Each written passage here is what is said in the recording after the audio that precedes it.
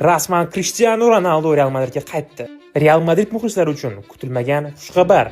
Florentino Perez millionlab madridistlar orzusini ushalishini ta'minladi. Cristiano Ronaldo yana Santiagoga qaytmoqda. Ishonchli manbalarga ko'ra, kelishuv rekord darajada tez tuzilgan. Unga ko'ra, Cristiano 1 yillik shartnoma imzolagan. Qo'shimcha 1 mavsum uzaytirish imkoniyati bilan.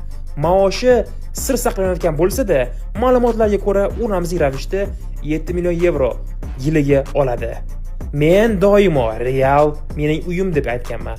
Al Nasrga minnatdorman. Ammo Florentino Perez qo'ng'iroq qilgandan so'ng men tushundim. Qaytish vaqti keldi, dedi Ronaldo o'z intervyusida. Carlo Ancelotti uni jamoaga qo'shilishi Real uchun juda ham muhim va yangi davrni boshlanishini aytib ketdi. Cristiano Ronaldo El Clasico'da maydonga tushishi va Camp Nou'da yana bir bor o'zini mashhur gol nishonlashini ko'rsatishni xohlashyapti. Do'stlar, sizlarning fikringiz qanday Cristiano transferi bo'yicha? Va albatta, 1 aprel muborak bo'lsin. Biroz bo'lsa ham ishonib qo'ydingiz-a.